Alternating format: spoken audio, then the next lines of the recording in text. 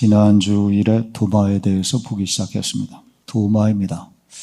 부활 후 8해가 지난 후에 제자들이 모인 곳에 부활하신 주님께서 처음 찾아오신 것이죠. 너희에게 평강이 있을지어다 이렇게 말씀하십니다. 한번 따라할까요? 평강이 있을지어다. 아멘. 평강입니다. 헬라어로 우리 들어봤어요. 에이레네 이렇게 말을 합니다. 에이레네 평강입니다.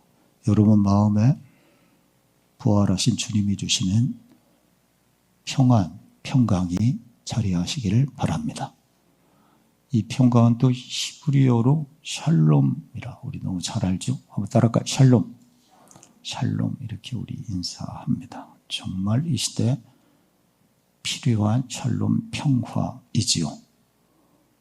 홈페이지 목자의 글에 글을 한 개 썼습니다. 전쟁을 반대합니다 라는 글을 썼습니다. 전쟁하고 있는 세상입니다. 민간인을 죽이고 어린아이들을 죽이는 전쟁은 어떤 이유라 할지라도 정당화될 수 없습니다. 주님은 평화의 왕으로 이 땅에 오셨습니다.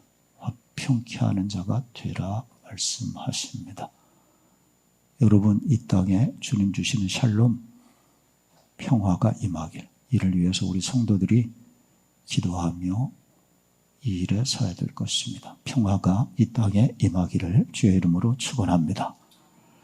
문제는 도마이죠. 그때 도마는 그 자리에 없었다는 거예요. 제자들 모임에, 제자들 공동체, 제자들 교회에.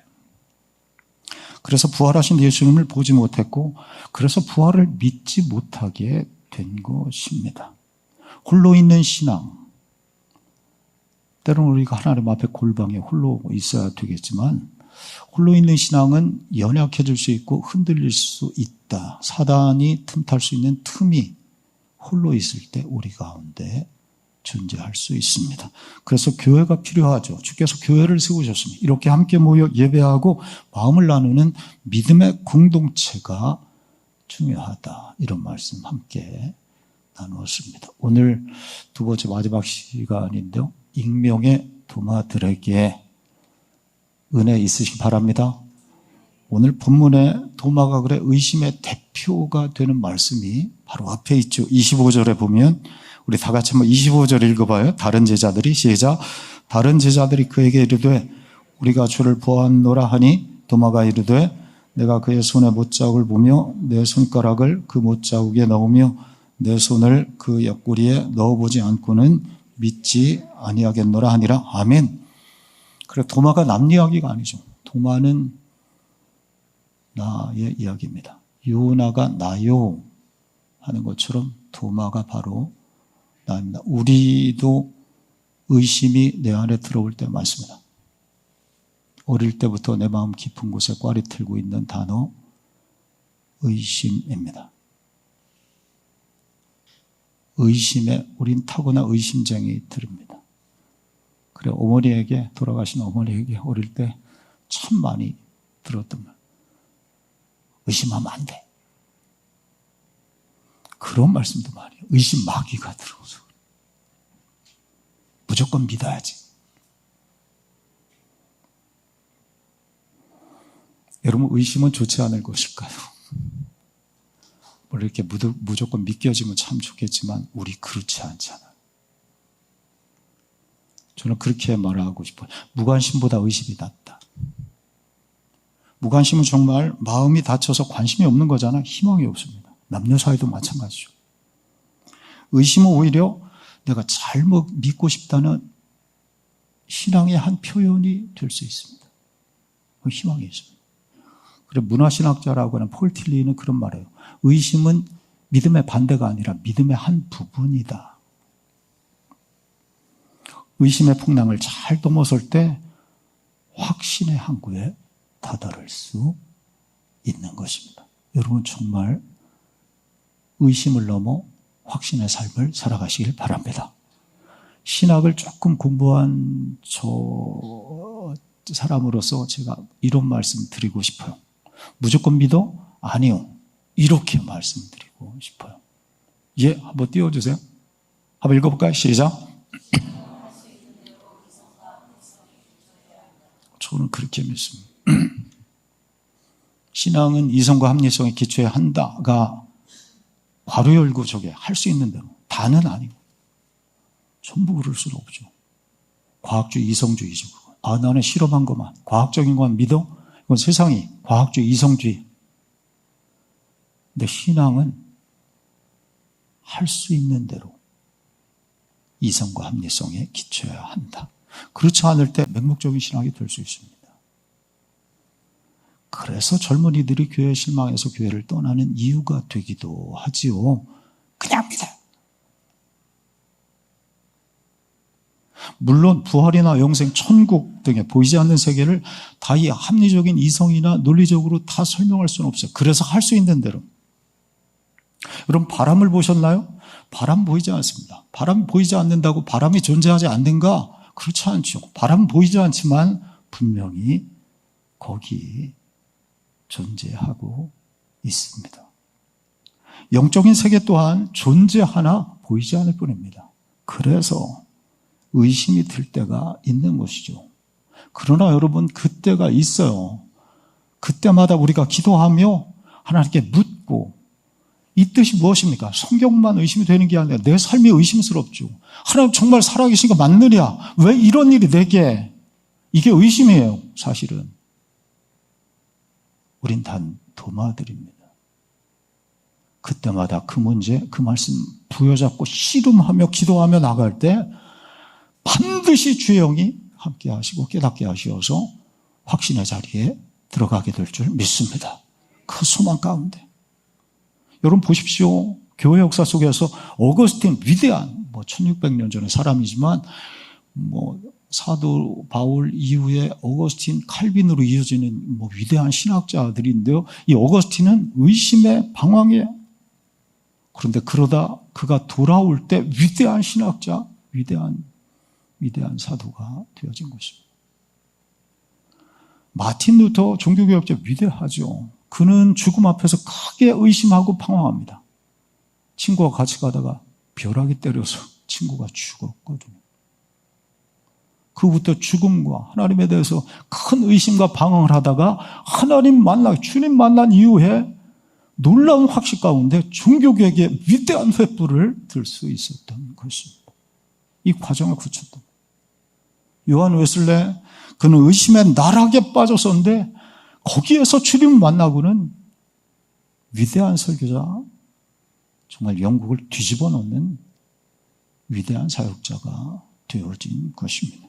여러분, 때론 우리가 사람이어서 의심이 들어올 때가 있습니다. 어떤 말씀이, 어떤 사건이 마찬가지입니다. 그때마다 말씀 붙잡고 하나님께 묻고 또 묻고 주의 뜻이 어디 있는가 정말 씨름하며 나아가 보십시오. 근데는 성령께서 우리의 마음을 주장하시고 감동하시어서 그 의심을 넘어서서 확신의 자리에 나가시기를 주의 이름으로 축원합니다. 아멘. 이렇듯 홀로 있어서 의심의 벼랑 끝에 있던 도마가 돌아오게 돼. 제자들 모임에 다시 돌아오게 돼. 잘했죠. 그때 주께서 그 가운데 다시 찾아오시고 두 번째 찾아오시고 오늘 말씀 처음인데요. 26절 한번 읽어요. 여드레를 지나 시작. 여드레를 지나서 도마다 함께 있고 문들이 닫혔는데 예수께서 오사 가운데 서서 가라사대 너희에게 평강이 있을지어다. 아멘. 근데 이상하죠. 오늘 말씀 26절에 보면 이런 단어가 있어요. 문들이 닫혔는데 문들이 닫혔어요. 이미 주께서 처음 찾아오시고 두 번째 오셨는데도 여전히 문이 닫혀 있습니다. 그것도 문 하나만 닫힌 게 아니라 문들이 닫혔어요. 두 겹, 세 겹 빗장을 완전히 겹겹이 잠가버렸던 것입니다. 왜 닫았을까요? 눈에 보이는 이유는 첫째는 그 로마의 바퀴 때문에 맞죠? 예수님을 십자가에 처형한 저들이 이젠 제자들을 잡으려고 찾고 있습니다. 그래 이 두려워요. 공포가 가득해. 그래 베드로 비롯해서 제자들이 문을 겹겹이 문들을 닫았고 문들이 얼마나 있었던 것인지 아니면 상징적 의미인지 저는 상징적 의미가 있다고 생각해요. 문을 하나 였겠죠. 문을 닫아버렸어요. 또 문들이 무슨 문이 있었나? 제자들 마음에 문이 있어요. 그 문이 닫혔어요. 그날에 내가 예수님, 내 스승을 팔았다. 내 스승을 버리고 배반하고 부인하고 도망쳤다. 내가 수제자인데. 이런 마음의 죄책감과 부끄러움, 수치심으로 문을 닫은 것이 아닌가. 그래, 문들이 닫혔을 때 이렇게 표현하시지 않았을까. 그러므로 보이는 다락방 문만 닫힌 것이 아니에요. 제자들 마음의 문이 닫혀 있었습니다. 여러분, 오늘 우리의 모습이죠. 우리 또한 문이 닫힐 때가 많습니다. 믿겨지지 않아서, 신앙의 문이. 예수님 말씀을 들어서 알지만은 믿음이 부족한지 신앙의 문이 닫힐 때 있습니다. 그런 책이죠. 내 안에 하나님이 없다. 없는데 있는 줄 알고. 또한 마음의 문이 닫힐 때가 있어요. 삶이 두려워서, 자꾸만 실패해서, 상처를 받아서, 비교하고, 비교당하는 게 싫어서, 혹은 내 가까운 사람을 잃은 후에 낙심하고 실망해서 어느 순간 마음문이 조금씩 닫혀갑니다. 세상이 싫고 사람이 불편합니다. 마음의 문을 열면 또 닫힐까 봐, 믿다가 또 실패할까 봐, 차라리 어두운 밤 그 방 안에 혼자 숨어 있는 게 낫다고 교회를 향하는 문이, 주님이 향하는 문이 닫힐 때 있습니다.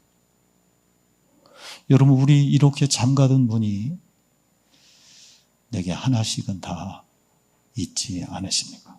그 일 때문에, 그 사람을 향해, 아니 교회를 향해, 아니 사실은 하나님을 향해 닫혀진 내 마음의 문이. 여러분, 그래서입니다. 오늘 말씀이 너무나 귀해요. 그곳에 주님이 찾아오셔야 됩니다. 여러분, 그 닫힌 문 속에, 어두운 방 안에 주님이 오셔야 됩니다. 주님은 진짜 벽 뚫고, 그 벽을 뚫고 오십니다. 그럼 그 옛날 이야기 아니고, 주께서 저 벽을, 저 문을 뚫고 우리에게 오시는 시간입니다. 그 옛날 주께서 그 제자들 꽁꽁, 문들이 닫혔는데 그 벽을 뚫고 들어오신 주님께서 오늘도 저 문을 열고, 아니 내 닫힌 내 마음의 문을 여시고 우리에게 오셔야 합니다. 오시는 줄 믿습니다. 여러분, 이것이 복음이죠. 내 안에는 두려움과 의심뿐 소망이 없지만 밖에서 뚫고 내 안에 들어오시는 주님, 그 주님을 바라며 기다리는 것, 그것이 바로 우리의 신앙이죠. 그리할 때 주께서 그곳에 찾아오십니다. 2000년 후에 이 복음의 말씀을 듣는 성도들에게, 오늘 우리에게 마음문이 닫혀 있느냐?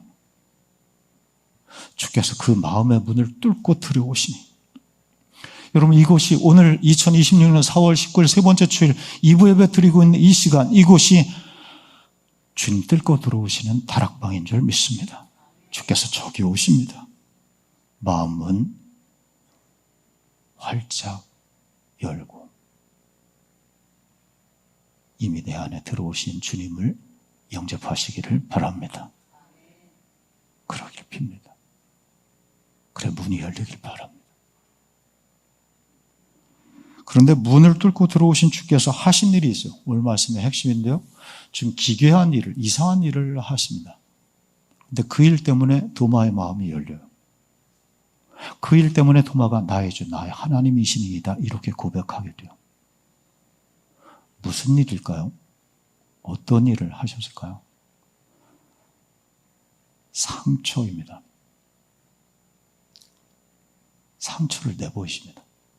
아니, 제자들 상처를 좀 만져주시려 합니까? 아니, 그건 둘째고, 주께서 먼저 당신의 상처를 내보이십니다. 오늘 27절인데, 우리 다 같이 한번 읽어요. 내 손가락을, 시작. 내 손가락을 이리 내밀어 내 손을 보고, 내 손을 내밀어 내 옆구리에 넣어보라. 그리하여 믿음 없는 자가 되지 말고 믿는 자. 아멘. 주님은 의심하는 도마를 조금 더 책망하시는 뉘앙스가 아니에요. 의심하기 아니라고.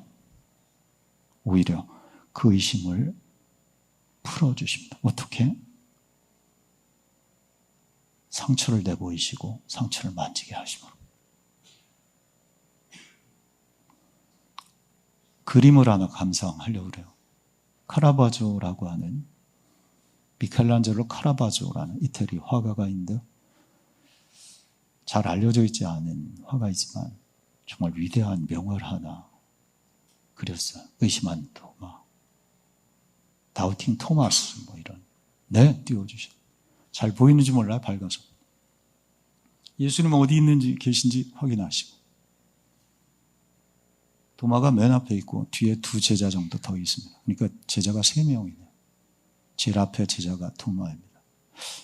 잘 보면 주께서 왼손을, 도마의 오른손을 잡고선, 주님 왼손을 보면 못자국이 있어요. 한번 가셔서 집에서 인터넷에서 보셔도 좋을 것 같아요. 도마의 오른손을 확 끌어 잡아당기시는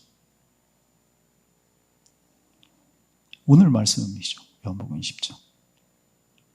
모두의 시선이 다 한 곳을 향해 있습니다. 상처입니다. 오늘 주께서 나를 보십니다. 어디를? 상처를. 이 그림 처음 봤을 때 좀 불편해요. 왜 상처를 드러내실까? 그냥 말로 나를 보라. 내가 이렇게 살아있는데 너 나를 봐. 왜 의심해? 이러면 될 텐데. 모두가 감추고 싶은 상처를. 제자들도 저 상처받을까 봐 문을 겹겹이 닫고 있는데, 아니 하필이면 왜 상처를 내보이시나. 저는 이 그림 보며 처음에는 좀 불편했지만 뭉클해집니다. 주께서 옷자락을 걷어올리시고 옆구리를 드러내십니다. 당신의 상처를 내보이십니다. 잘 보면 가루로 벌어진 창날의 상처입니다. 너덜너덜 해져서 무슨 의대 해부학 교실도 아니고 흉측한 상처입니다. 화상 입은 엄마 얼굴을 보기 싫어하던 딸이 있었다 하지요.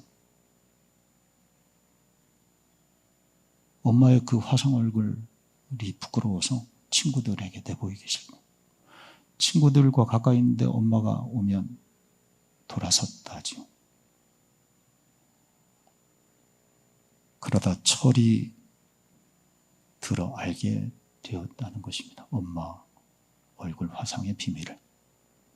우리 잘 아는 이야기죠. 어릴 때 집에 불이 났는데 엄마가 그 어린 딸아이를 구하려고 죽음의 불구덩이를 뛰어들어가서 갓난쟁이 어린 딸을 구하고 당신의 얼굴에 받은 화상이라. 여러분, 주님 내보이신 저 상처는 우리를 위한 사랑과 고통의 흔적입니다. 그 상처난 몸으로 내게 오십니다. 그 상처를 만지게 하십니다.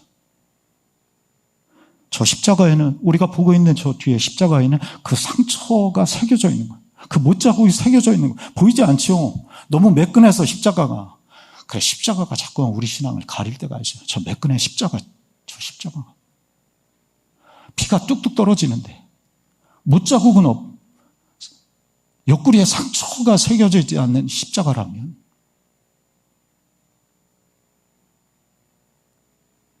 그런데 그 상처의 십자가를, 저 십자가를 통해 주님의 상처를 보는 자,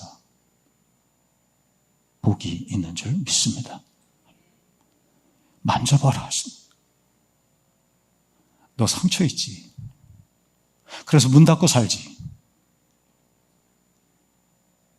나도 상처가 있어.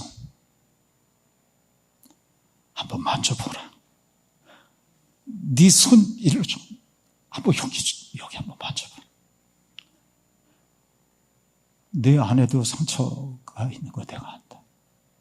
내가 안다, 그 상처. 나도 안다. 힘을 내야 돼. 나도 그 상처를 안고 이 문을 뚫고 들어왔으니 너도 문을 열어야 돼. 내가 힘을 줄게. 문을 열어야 돼. 이게 주님 마음이죠. 상처를 내보이시는. 그 상처를 보고 마음에 위로와 감사와 소망을 가질 때 우린 비로소 다시 일어서는 힘을 얻게 될 줄 믿습니다. 여러분, 우리에게도 상처가 있습니다. 주님 앞에 우리 나와 있습니다. 다락방을 뚫고 그날 오셨던 주께서 저 문을 뚫고 이곳에 와 계십니다. 주님의 상처를 만지시고 내 상처를 보이십시오. 그리고 문을 여십시오. 마음의 문을 열고 의심을 넘어 확신으로, 절망을 넘어 소망의 삶을 힘차게 살아가시기를 바랍니다. 여러분 보십시오. 이 상처를 본 도마가 고백합니다. 오늘 28절이죠. 도마가 대답하여 이르되 나의 주님이시오 나의 하나님이시니이다. 나의 주님, 나의 하나님. 반전이죠. 의심하던 도마가 분명한 믿음으로 주님의 상처를 확인한 후 고백합니다. 나의 주님, 키리오스, 나의 주인이십니다. 내 생명을 만드시고 인도하시는 하나님이십니다. 여러분, 이것이 요한복음의 핵심이고 우리가 해야 될 신앙의 고백의 핵심, 나의 주님, 나의 하나님이시다. 한번 따라할까요? 나의 주님, 나의 하나님. 할렐루야. 아멘. 이 분명한 신앙으로 도마는 훗날 페르시아를 거쳐 인도에 가서 복음을 전했다 합니다. 외경인 도마 행전에 의하면 도마는 지금의 첸나이, 그 마드라스에서 부활하신 주님을 전하다가 주님과 똑같이 옆구리에 원주민이 던진 창에 찔려 순교를 하였다고 합니다. 지금도 인도에 수많은 도마의 교회, 도마의 탑이 세워져 있는 이유입니다. 나의 주님이시오 나의 하나님이시니이다. 여러분, 이 신앙 고백이 분명한 성도가 되시기를 바랍니다.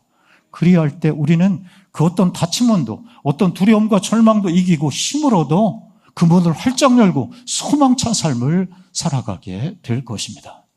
마지막으로 도마를 향한 주님의 말씀이에요. 우리 다 같이 읽어요. 29절 예수께서 시작. 예수께서 이르시되 넌 나를 본고로 믿느냐? 보지 못하고 믿는 자들은 복되도다 하시니라. 아멘. 오늘 우리를 향하는 말씀이죠. 우리는 주님을 직접 보지는 못하지만 보지 못하고 믿는 자 복되도다 말씀하시니. 익명의 오늘의 도마들에게 보지 못하고 믿는 믿음으로 복을 얻으라 말씀하십니다. 주께서 오늘도 도마 같은 우리에게 찾아오십니다. 분명한 믿음으로 주님 만나서 마음의 문을 활짝 열고 주께서 그 상처를 치료하시니 주 안에서 힘을 얻어 복된 삶을 살아가시기를 주의 이름으로 축원합니다. 기도하겠습니다. 하나님,